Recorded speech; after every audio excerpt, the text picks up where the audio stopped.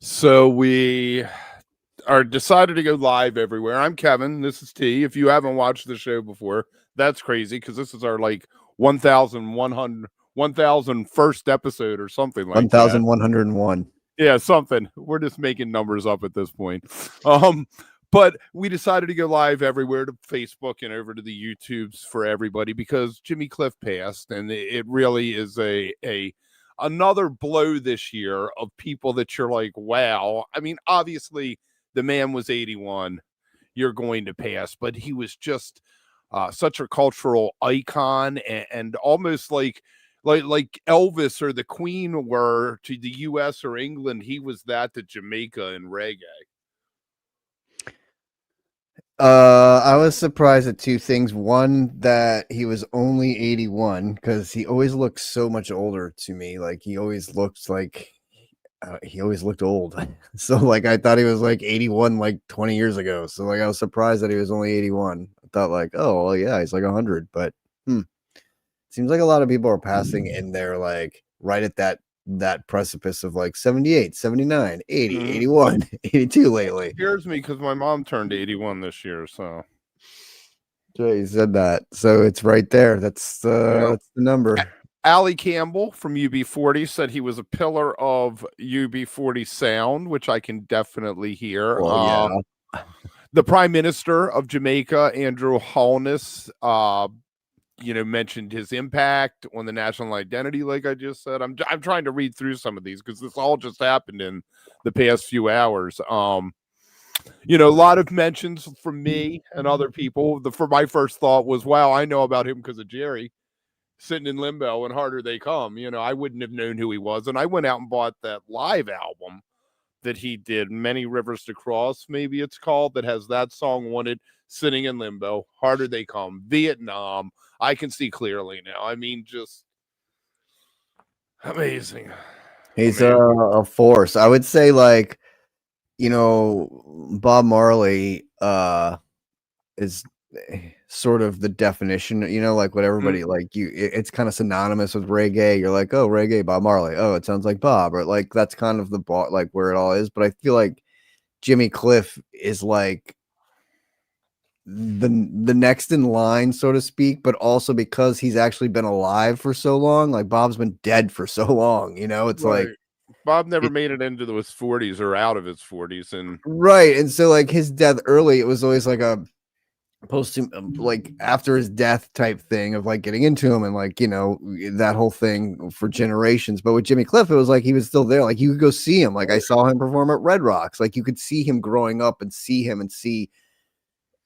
And he was a contemporary. He had to be a contemporary of Marley because Marley was releasing albums in the mid 70s. That's when Jimmy Cliff was at his most commercially viable, I guess, doing the I Can See Clearly Now that Johnny Nash also covered. Yeah. So it's like you just saying the Prime Minister Jamaica, like that just made me think of like, that he was such a force because he was alive. Like he was like Bob was gone, so you like didn't have, but like Jimmy Cliff, you could go see him, was still tangible and still resonated so well with so many people because of that too. And so it wasn't one of those things where like, oh, I'll never get to see him, I love his music so much. It was like you could go see him, so it was still, you could build a connection with that. And now sadly that's finally gone. That's not it, right? Dylan said that I remember reading years and years ago, Dylan said that Vietnam by Jimmy Cliff was the best protest song ever written. What's also amazing is that he was very much a social commentator, and he was also in cinema. The Harder They Come movie, where that song came from, is really a cool, what they would call blaxploitation flicks, I guess. Maybe not so much because it's in Jamaica and it wasn't made in the United States, but he was a gangster, and it was about, if you listen to the lyrics of the song, I'd rather live as a free man than a puppet or a slave. Totally. That's totally what that movie is. And amazing. I might have to try to dig that up. I'm wondering if there is a copy on like YouTube or something with commercials. I don't know if you can even get that. I don't think that would be on streaming services. I just saw it somewhere. Where was it that I just saw it? Someplace. But yeah, it's funny because like that song too. I don't know. There's so many things to talk about with this, but like what's funny about that song too is like I associate it so much with Jerry, you know, like because that's like yes, I heard I probably heard Jimmy's version first, obviously, and whatever, but like to me, I just it ingrained in my brain with Jerry because it was on. Was it on Brothers and Sisters or what? I can't remember the album it was, but it was on something that like I listened to all the time. It was one of those songs that would come on after another song. I'd never skip it. So it's just like, so I have always associated that song with Jerry so much, even though it obviously really is a Jimmy Cliff song. But yeah, it's I don't know. It's amazing some of the influences he had too. Like you mentioned, like with UB40, which is so obvious, but with so much other outside of the reggae realm. I mean, look at Jerry taking that song and doing that, right? Like, I mean, there's that so movie came out, the soundtrack, that song, the movie came out in 72, and you could probably say that he was more famous than Bob Marley at that moment. Yeah. I mean, Marley didn't really hit till what Clapton covered I Shot the Sheriff, and that's what broke Marley to a lot of rock. What did they call them? Album-oriented rock radio stations. Now what they call classic rock, but it used to be called album-oriented rock. Album-oriented rock. Yes. Oh man. Well, you know what they used to call like hip hop and stuff was urban contemporary. Whoever thought of these labels was obviously a white dude in an office in the 50s. Well, that was like when we went back when we were doing our Grammy, our Rock Hall thing. We went back to look at things, and we were looking at like Grammy or like awards that people had won and stuff. And looking back at the old Grammys, the way it wasn't called hip hop or like, you know what I mean? Right. Like it was that I can't remember what it was called, but we were like, oh my god, this is so crazy that like it was even called this because it seems so like wrong, out of place, you know. Right. Well, they called them race records. They used to call artists. Black artists were race records, and you couldn't play them at the church social. Yeah. You know, he is one of the few reggae artists to actually make it into the Rock and Roll Hall of Fame. So, yeah, Sitting in Limbo is such a fantastic. I mean, The Harder They Come, everyone knows, but Sitting in Limbo is just, and it was almost like it was written for Jerry. The way Jerry's voice is so plaintive in it, you know. Totally. That's so funny, man. And it always stayed once it entered the lineup, both of them, once they entered his repertoire, they never left. It wasn't like it was only played in the 70s. You were still getting that at the final Jerry shows, you know. Totally. So, and that's what I mean. That's why it was just so it was such a Jerry song because it was a standard of his. It wasn't like he played it a one-off or did it that a couple times and it was like buried. It was like he played it. You know how we talked about the difference between a Jerry show and a Trey show, and how Trey picked so much freaking fish to put into his things, and Jerry would, you know, this is one of those examples of like Jerry doing something else and playing one of those songs or something. So a lot there. There is a lot there in his catalog. It goes back to the 60s. He was rock steady. I mean, before what's known as reggae in the 70s existed, you know, rock steady and stuff like that, the dance hall stuff. But it's actually a pretty easy bar to get into. You buy the Harder They Come album, you buy the live album from 73 or 74. And I hope I love that. Yes. Oh, that's man. Great. How's everybody doing over on volume? Good. Bungles over there. Nice, of course. How are we doing? I'm gonna get to see Bungle next Saturday. I know. You guys are so lucky that you get to like. Yeah, you know, my friend mentioned something called New Amsterdam Brewery or something. She said was close to her house and close to the venue, Mike. So, well, I'll text you. We'll text over the week. We ready to check out a few other stories? I know that I threw a lot of stuff at you late today, so if you need to work along with me here while we go through these, it's all good. Just let me know. Grammy Museum in Mississippi is having an exhibition featuring the North Mississippi All-Stars, which I found fantastic. You don't think of them as being, hey, let's get an exhibition. That name's going to bring in people there. Right. I was actually more shocked that there's a Grammy museum in Mississippi. Like, do they have these A all lot of over? blues artists are, I mean, Mississippi was like the cradle for a lot of that because, the whole thing was Stella guitars, right?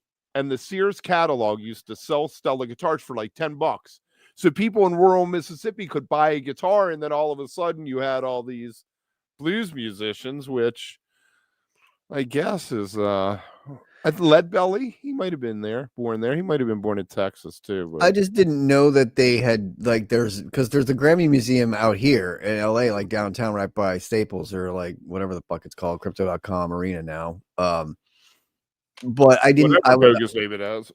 It's like I know that's I've actually gone through that and stuff, and like it's an interesting little place, and I thought that was like the Grammy Museum. So then to hear like, and it's like the way it's set, the way it's named, like Grammy Museum Mississippi, it makes me feel like there's other ones in other cities, like Grammy Museum Denver, or like Grammy Museum, like whatever. So it's just I was like, it's the one in Baltimore.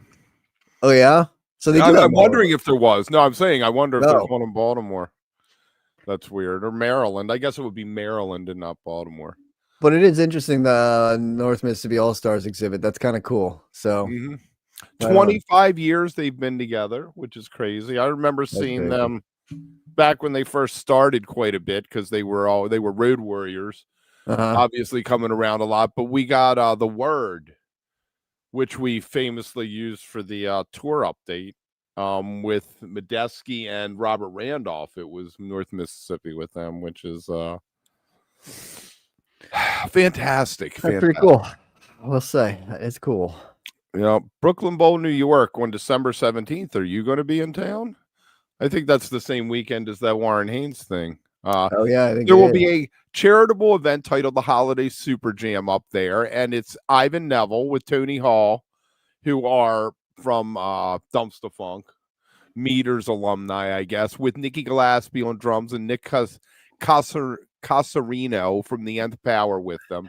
George Porter's going to be there, Reggie Watts, DJ Logic, River Eckert, whose dad is in the Usual Suspects out of New Orleans. He's 19, piano player, prodigy. The kid is just fantastic. Find some videos of him to check out.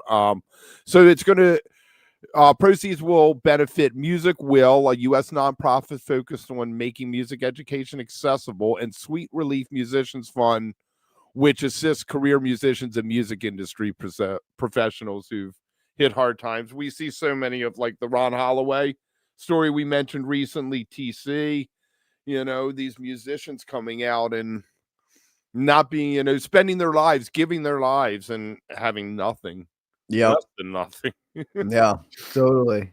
I know. This is pretty cool. George Porter Jr., like that's pretty sweet. I'm not gonna lie, that would be pretty cool. Yeah, it's fun. That's awesome. It is the same weekend as a holiday jam. That's why when you sent this a holiday super jam, is this different than the the other holiday jam going on? And it is. What's up, Job Volunteer? Hey. Yeah, cool, Thanksgiving. What's everybody? Hop in the comments. Let us know what you're doing for Thanksgiving. I'm going over to Mom's. Just me and the kids. My ex-wife usually comes, but she's elsewhere this year. So I got 3 hours. I can spend 3 hours with Mom. And we should be able to get dinner in. They're going to go over the night before, spend all night with Grammy cooking. And there we go. There you go. There we go. Let's see. All right. What do we got here? There is an event titled next year. We're going to get into a bunch of stuff that's happening next year. Warren showed up at Widespread. We'll get to that in a little bit. But there's an event coming up called Jerry Garcia, a Bluegrass Journey Farewell Weekend. And it's going to be March 13th and 14th at the Bluegrass Music Hall of Fame and Museum in Kentucky. There has been a thing like North Mississippi All-Stars has about Garcia playing banjo at this museum for a while now. I think we did a story about it earlier this year. It might have been going on almost a year, but what they're going to have is Sam Grisman kicking things off on Friday night playing. Keller Williams is going to do Grateful Grass on Saturday, and then there's going to be a set called Jerry and Dog Revisited with Joe Craven, Jim Kerwin, Stu Allen, and Ronnie McCory. Now, Joe and Jim both played with the Jerry Garcia acoustic band. Stu Allen does the Mars Hotel thing, and Ronnie McCurry is one of the McCurry boys. So that looks really, really fun. I mean, Does.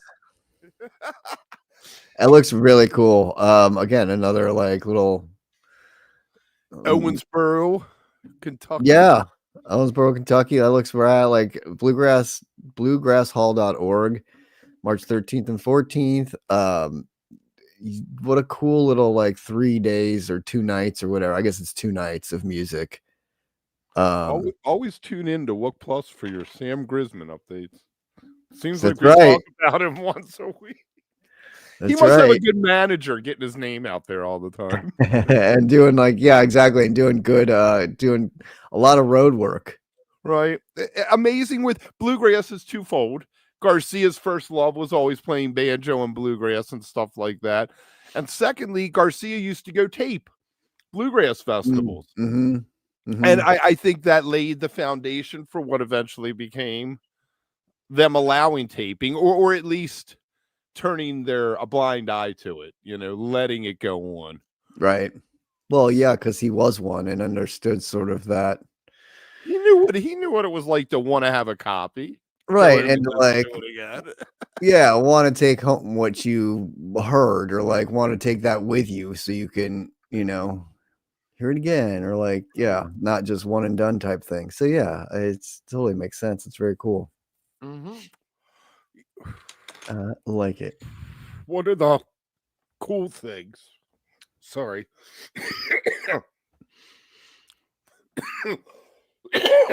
God damn it, Margaret.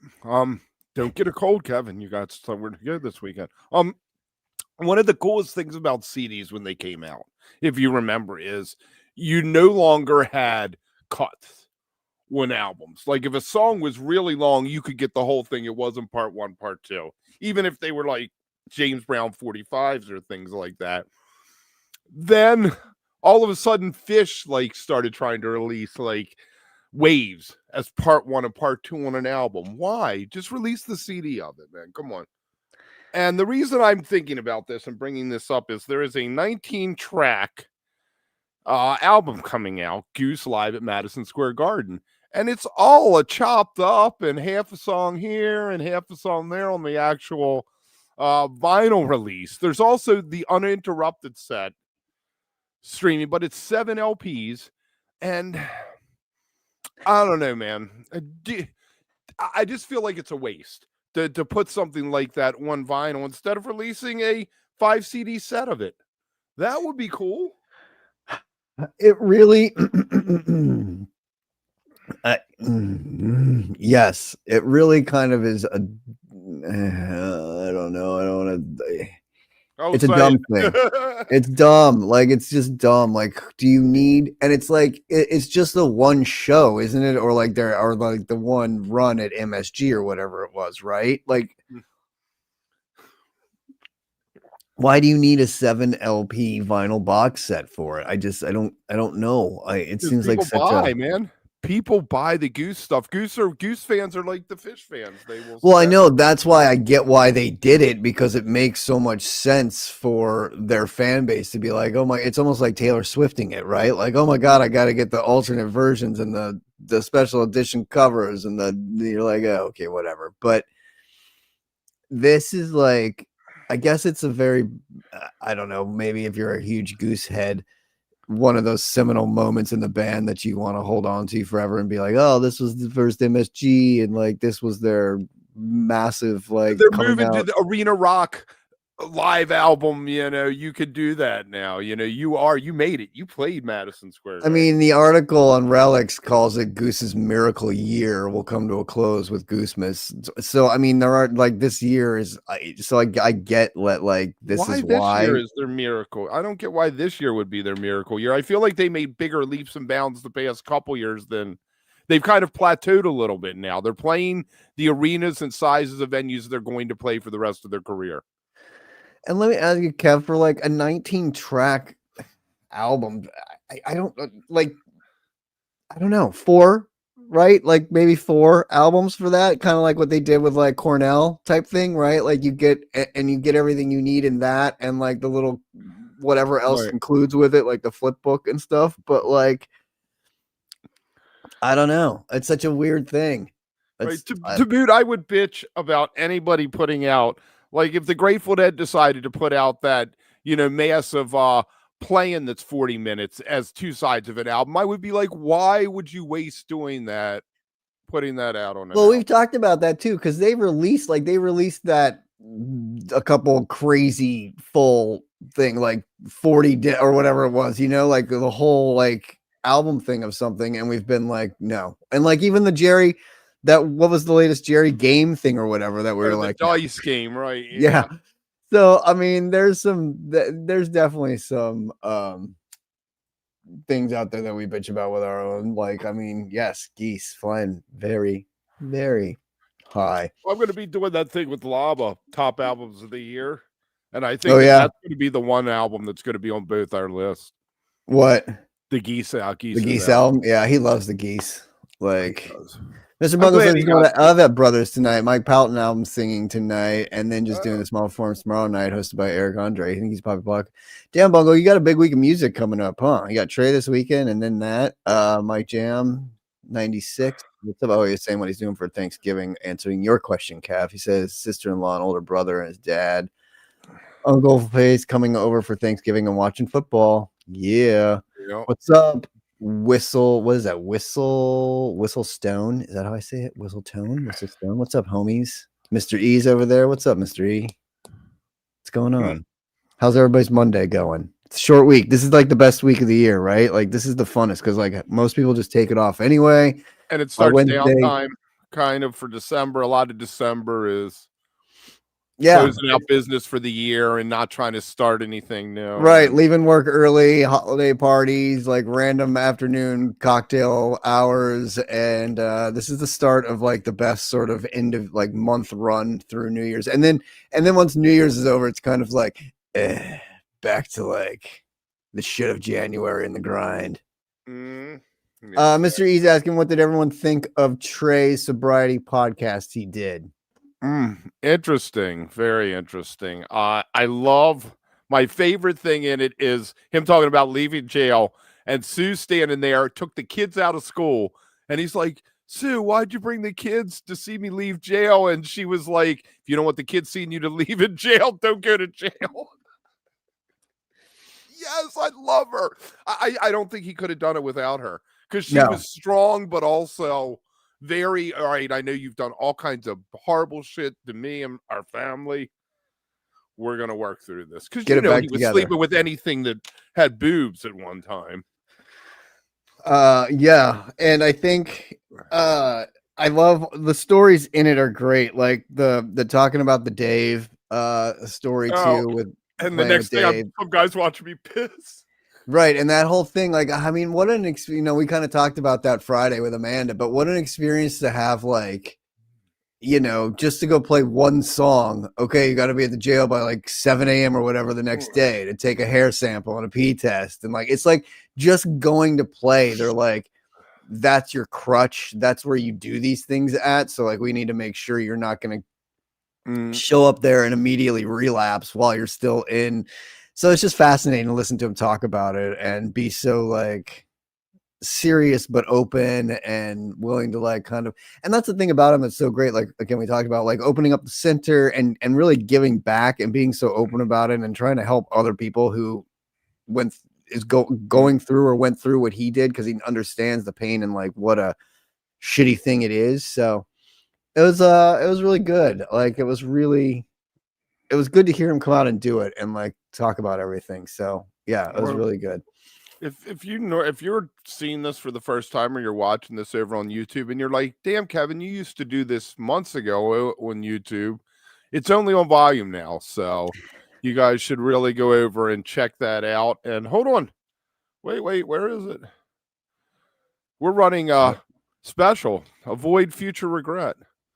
There you go. Mike Sham says loves the short week. I'm working to do the holiday meals with my mom on Wednesday, the day before Thanksgiving. That's awesome. Gift back. I love that. That is. I love that shit. I love it. I've always Volume. thought What's it up, too. Radio SK? See, now you're over there. SK, Radio SK, Radio Star I Killer need to do on that one volume. year. Just Radio go Star down Killer's on to both. He's on the YouTube chat and the volume chat. Double Nice. duty. I love it when they're on both. I'm gonna have to Nice. go and do the 1 year serve food to people or something. I Yeah. feel like I'd get a lot more out of that than sitting around. You know what I'm gonna do this year? Instead of watching football, I'm gonna mess with the family and make them watch The Last Waltz.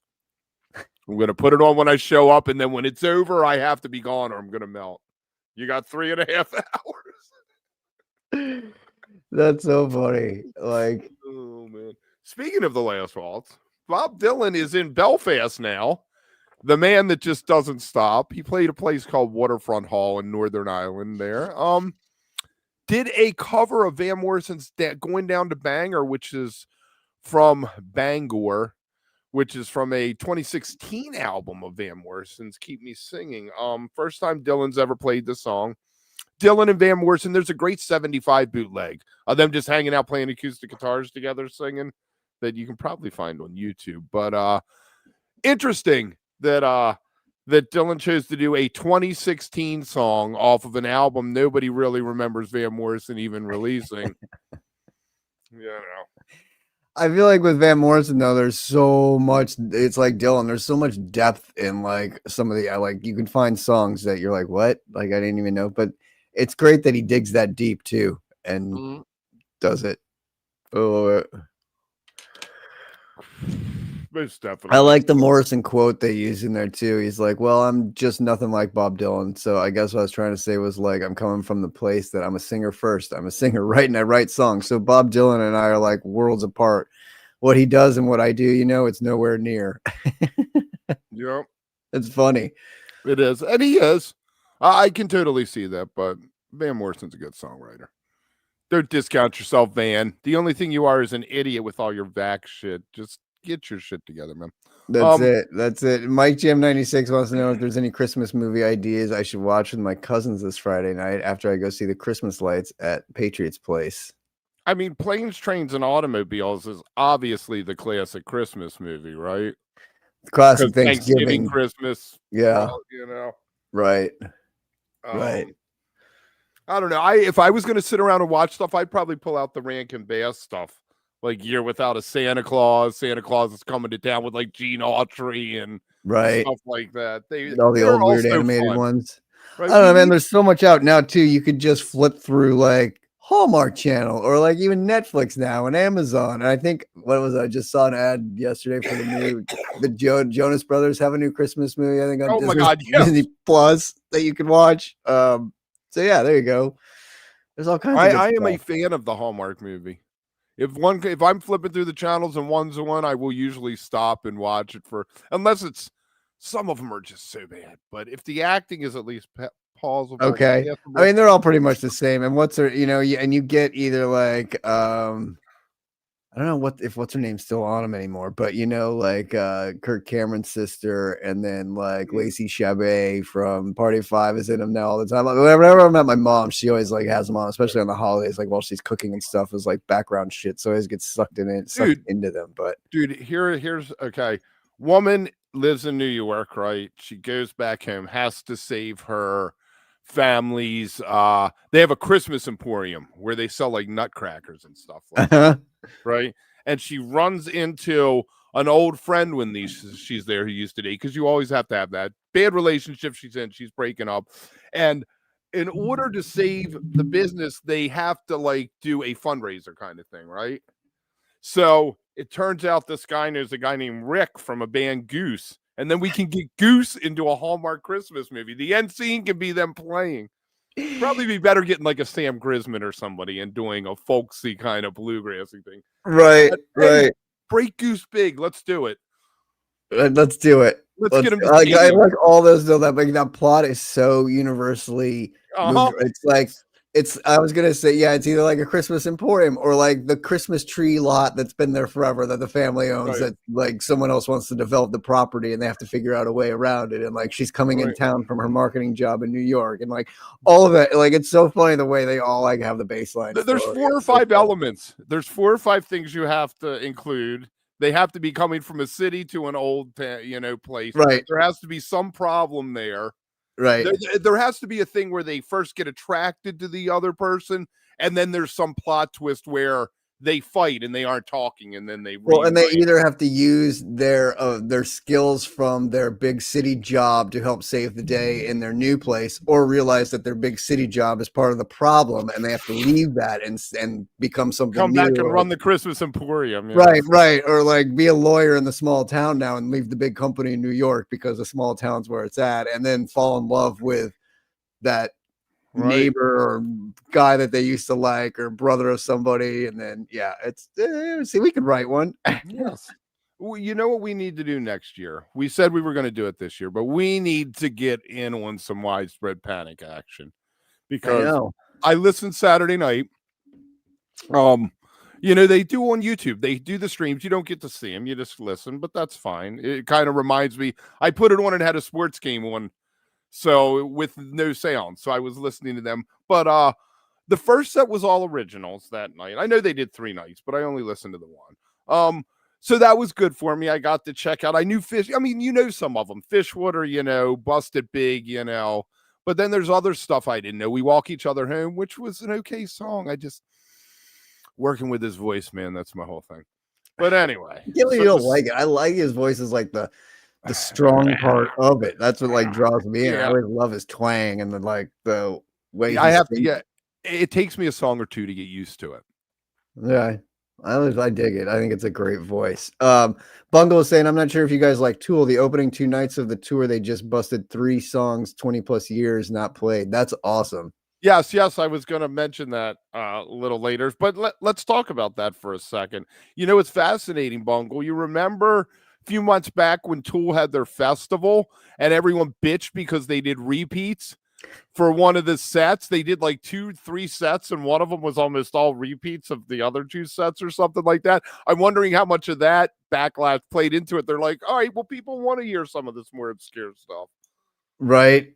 Maybe that had a lot to do with it. And they were like, you know what? Fuck these people always bitching. And you know what we'll do? We'll bust out some shit now. So wind it up, right? They're always great. It's great to see. I mean, I love like Tool is some intense shit. Like that's one of them at the Sphere, man. Shows I've ever seen. I know we still talk about that. Like, I don't know if you could handle it, but it'd be heavy. Fantastic. That would be the greatest. It'd be heavy. It'd be heavy. Like it's intense. They're intense. They're intense outside. Like I saw a Lollapalooza, like on a huge crowd at a festival, and it was intense as shit. And you're like, if this is intense in here, I can't imagine being like I've told you, like at Dead shows when space gets too intense, and you like feel like you're trapped inside the arena. You're like, I gotta get to the concourses. Like, I don't know if I could handle it. People fleeing into the streets, arms flailing. Get me out of here. No. It's like the Blob in the Blob when they all come running out of the movie. Exactly. Mr. E says, anyone else watch the Grateful Dead Yule log on YouTube every year? The live stream doesn't Tim used to we have a fish Yule log. Yes, we have the Wook log, the Wook Yule log that Tim put together one year that has fish playing. It has a whole show underneath it. It's like 3 hours long. But yes, I do like the Grateful Dead Yule log. I think that is a really cool thing. Mike, I can't wait for Wook's Giving on Wednesday night. Oh, your first one. Oh, it's so fun. Yeah, Llama will be there. Have you heard from Tim? I have You not need to heard get on from Tim every day between now and then. Start texting him a couple times a day. You got to come on Wook's Giving. You coming on Wednesday? You coming on Wednesday? Come on. You got to do it. So Warren came out with Widespread Panic, did one of those songs that should be canceled, an Epstein Island song, I call it. Good Morning Little Schoolgirl. Several Grateful Dead songs go into that category. I guess rock and roll at some point there. That's what it was. The rock stars, the rock and rollers were 30-year-old men writing songs from the point of view of a 17-year-old boy for 17-year-old boys to go buy their records. And it's creepy as shit because you should have been writing from being a 30-year-old man. Anyway, the big part was Surprise Valley, which is a Widespread tune. I'm glad that Warren did one of theirs into Going Out West, which Widespread has covered forever, Tom Waits' tune, but also Mule used to cover back in like 95, 96. You used to find that pop up a lot before they built out their catalog. Back into Surprise Valley, and then Porch Song to close it out. fantastic way to close the set. Then the Awesome. encore got a Cortez the Killer and Petty's Running Down a Dream. That's My sweet. God, that must have been a fantastic, solid hour of music. Totally. Like, absolutely. That's, yeah, phenomenal. Yeah. That's awesome. You know, I think that I don't think that they had played Capitol Theater since 2019, and I don't think they played Cortez the Killer since 2019. Wow. So last night I saw a clip of Tall Boy that Matt Bush posted over on the Blue Sky, and just sounded good too. I guess, I mean, we have to pick whatever, you know what we should do? I wonder if they're going to do a Mixler kind of thing of Panic and La Playa, and then we can do a recap of that. That'd be cool. Because we did a festival preview of it, which is up on YouTube. Anyway, and then the other thing I had, Widespread, I thought everything from Widespread, like, isn't it pretty easy to stream their shit? Like, not watching it, but like their YouTube, yeah, you go to their YouTube channel yeah, every so night. you can listen to it like the whole time. I wonder why it's funny, like Eggy and Spafford and a lot of the younger bands all have to have the video when they do it instead of just running the Mixler. Billy used to just do a Mixler years ago. Yeah. And I don't think that exists anymore. Tomorrow night, Trey is playing his last show before the Beacon run over the weekend. I'm calling it the end of tour. I think we reset for the Beacon because he's going to have the strings. It's going to be the whole extra thing. I'm really, really hoping for a What's the Use Saturday night with the strings. I saw the video of that from the Beacon the other day, and it's just, I mean, it's something that hopefully you get everybody to sit down, which would be a neat thing to see everybody sit down because it's just such a huge and slow and plodding piece of music that just is so beautiful in that, you know? Yeah. And I would really love to see some of the Alive Again or Cayman Review spin, something like that in rounds. They played Evolve every night. They played Evolve every night but two. That's cool. Nice. Right, yes. Nice. Tell them to bring it back. Say Andy. Yeah. Oh man. I agree. Fish does need to do this. We've been talking about that for a while. Like, why they don't just do an audio only stream? Probably because it would take away from my God the other one.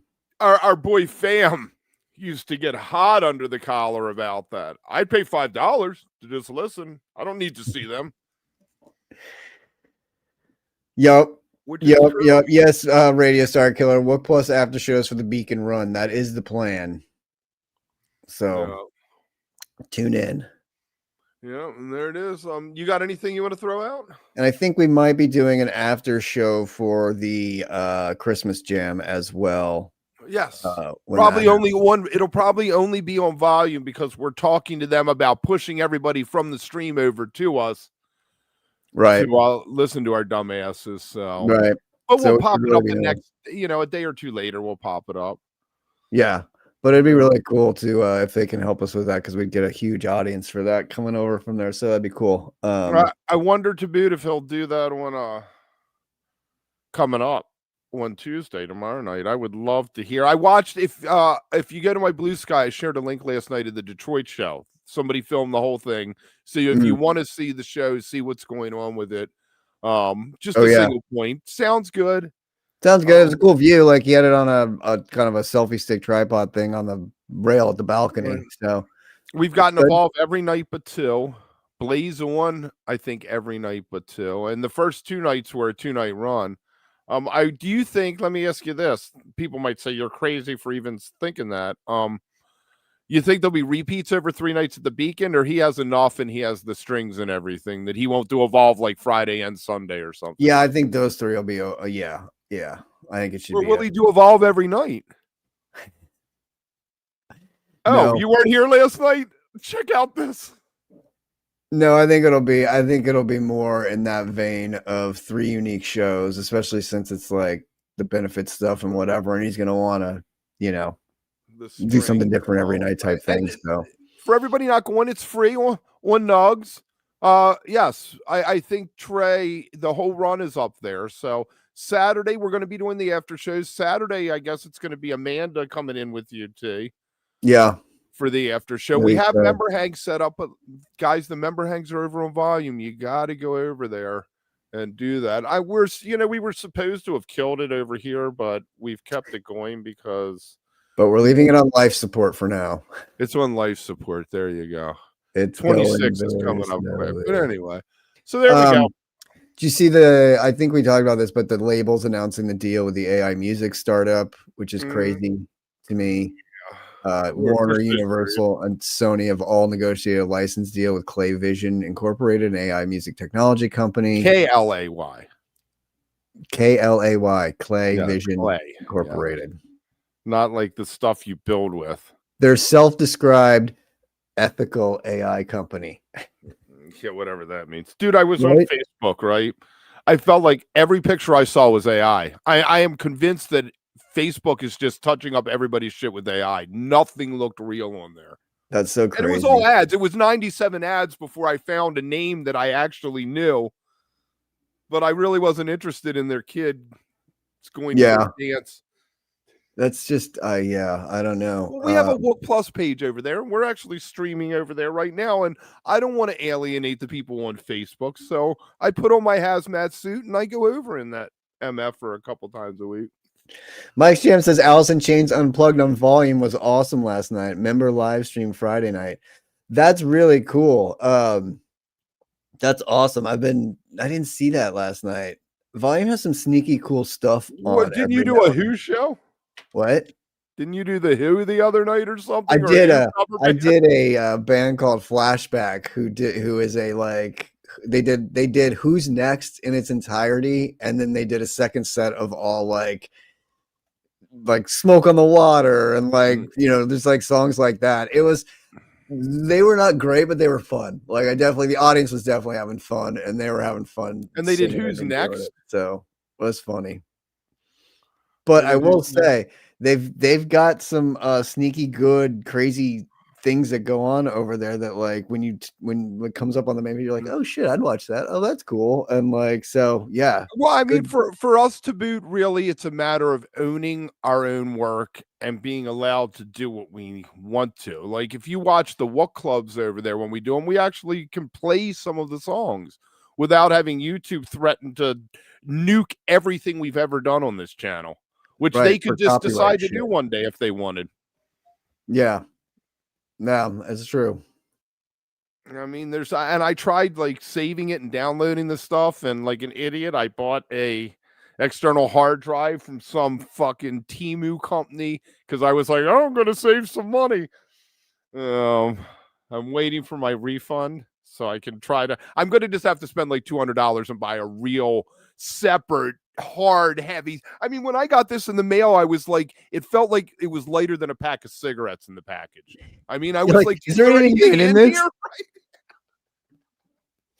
Oh man, what can I do? That's so funny. I know, right? Yeah, I know. I to boot, I get it. I'm struggling so hard with this because I want to do both things, but some stuff is just going to have to live over on Volume just due to the but we'll be here for the after shows. We'll be here for Live. Something like Jimmy Cliff passing. I'm here because we love you, to boot. You're one of my you're one of our top people. I hope you have the little +1 by your name over on YouTube. I can't see the YouTube thing right now.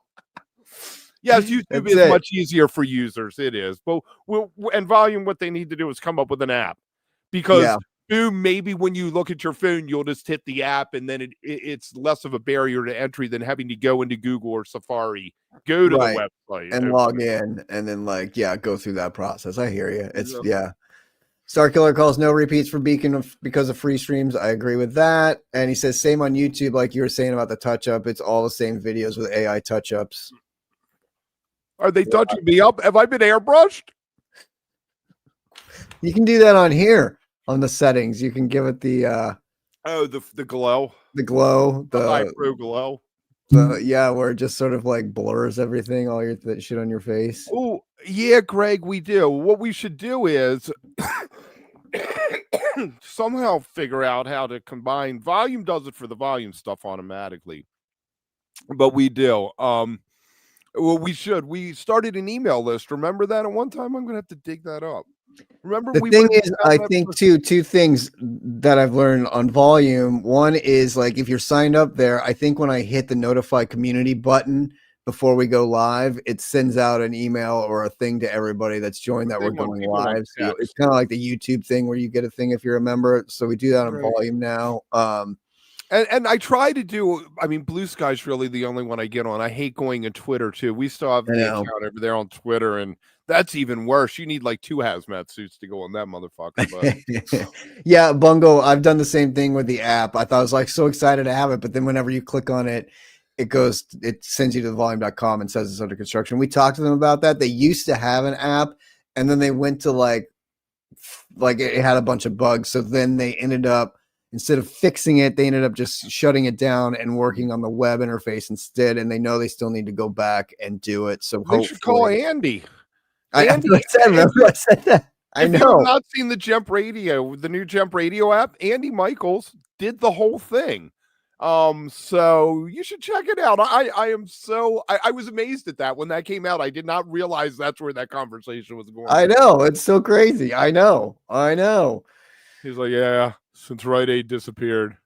Oh well, decided man, to make it's so great. apps. I was so impressed he did that. Like I told you, I did an app years ago, and it was a bitch of a process. The fact that he just sat down and was like, "I'm going to create this and do this," phenomenal. Good job. Yeah, Randy. I got as far as Googling how hard is it to make an app for the Wook Plus app. And you're like, I'm out. But Someone Greg, was still about your shit, Greg. It's kind of like Monday mornings and Friday mornings we're here for sure. Wednesday nights we're always here, except going into the holidays. After shows we're here, and then sometimes what is it? Two times a month we do a Wook Club, but those kind Yeah. of scatter, and those will always be on Tuesday nights as well. So mostly the nights, Monday mornings, Tuesday nights, occasionally Wednesday nights always, and Friday mornings. That's our main schedule, and then we just pop up with microdoses when there's news. Like if we didn't have this today, we would have done a microdose on Jimmy Right. Cliff. Yeah, if it had been tomorrow, we probably would have popped up. And like when Fish announces something like the Sphere shows, we'll hop on and do a quick like, which might be discussion tomorrow. about I do have a thumbnail ready. I can't imagine they do it on the holiday week. I would assume they would do it after this week. What do you do it on the holiday week? Because you put the tickets on sale Friday when everyone's home and it's Black Friday. Black Friday, and everyone's like, "Oh shit! Now I need to drop $4,000 on the Sphere instead of going to buy that shit that I needed at fucking 'Cause the Walmart." last thing you want is them buying your kids a new Xbox when that money could be going to them for Mexico tickets or Sphere tickets or Going to whatever. you for Sphere tickets, exactly. Tell the kids to take it light. Grandma doesn't need a present this year. That's right. No Hickory Farms for you, Grandma. That's so funny. Oh, Oh, that's funny. We did meet at Monday Green. Nice. Yeah, Kev it was- Super Sucker shirt. That's see? awesome. Gotta wear the Super Sucker shirt. Always. Dude, so I've been trying to, man, I'm going up to this beacon thing, and I was like, I had this thought that maybe I should wear my polo, my Wook Plus polo to the show and like really represent. And I was like, but that's so not me. I'll just feel like I'm not me. Then you'll feel like out of your element, like not comfortable for the show. Yes. Yeah. So we'll have to see how that works. Maybe I Yeah. should ask my friend what they're wearing. So maybe we can both wear the same shirt. What you really need is just like it's beanie wearing season now. This is the time of year where you break out the Wook Plus beanie. Right. That's what yes. this time of year is. Actually, Or I have a really cool beanie that you gave me years ago, the antelope one. oh yeah, That's my go-to. That's what I wear day in and day out. that one is really cool. It I is. got one for those for myself. And my backup is a Carhartt, a black Carhartt. Just Also, the Wook Plus hoodies are very warm for the winter. That thing is like a solid hoodie, or it used to Right. be. I don't even know if we still have it. that stuff is still up there if people want to go to that other website and order stuff.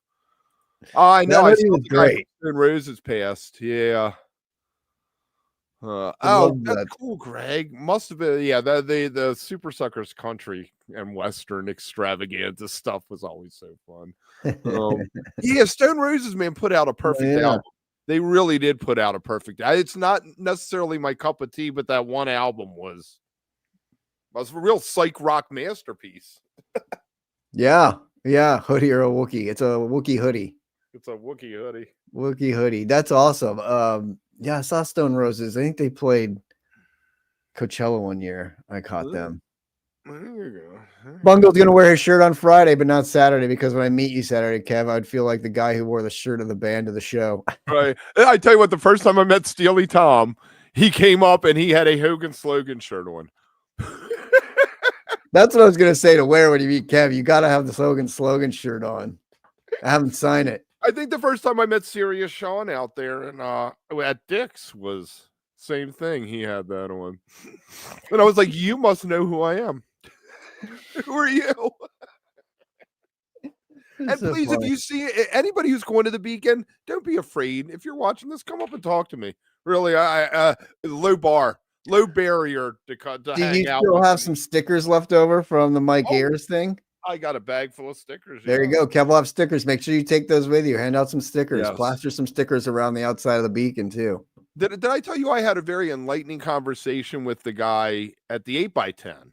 I was like, we were setting up the merch table for his books. I was going to put some stickers out. He's like, you can't put the stickers out.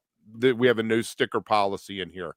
He's like, because if you hand out someone a sticker, they stick it to the walls and I'm stuck scraping it off. And I was like, that's fair. I was like, That's the same rule at the Troubadour when I did when I was doing the merch tables for Taper's Choice, and I'd set out the stickers, and the guy come by, he's like, you can't have those out. He's like, you can give them out like outside, but he's like, you can't have them in here because like, and then I started looking around and I was like, holy shit, you're right. There's no stickers on any of the walls or anything. Like, okay, I get that. Like, people are animals. They're savages. Bathroom. Yeah, if you go down to the bathroom at the 8x10, it's full of stickers. But yeah, right, then that's what that's where it's plastered all over shit. But yeah. The Oasis Minute is on Wednesday nights, though. We don't do them on the morning. The Oasis Minute. Have Oasis been doing anything? I don't know. I thought the tour continued, but I don't know what they're doing right now. We'll have to look into that. That's funny. Kev's going Saturday night. Yeah. A bunch of the other Mr. Bungle over on Volume's going Saturday night. Or he's going all 3 nights, or 2 nights, or 3 nights. I can't remember now. But he's going Saturday night to meet Kev. So yeah, I was not going, Greg, and a friend, someone I've actually never met in real life, texted me and said, hey, I got another ticket. You want to come up? I got a place for you to crash. I was like, how can I not do that? $73 for the train. I didn't buy a train ticket back though, because I was like, well, Sunday maybe I want to hang out with Matt Bush or something in the afternoon, and they always have trains and buses going back to Baltimore, you know. Yeah, exactly. You can trains, planes, and automobiles. You can always get a ride home. And as long as I'm there by 11 at night to do the after show. Right. I was gonna say that the important thing is like getting there. Getting home is like, I'll figure that out. Getting there by the show time is what you always need to like. I get into town at 1:30. I can get it where I need to go by 2:30. I have to take 2 subways to go 3 miles, but that's okay. And no, I'm not walking. I'm not going to wear myself out the minute I get in town and be all sweaty and. Well, plus it's cold, you know, like it's like winter now, and that's like it's a different brisk walk than just like strolling through New York in the spring or you know whatever. So yeah, no Sphere news. We haven't heard anything yet. We're waiting on that.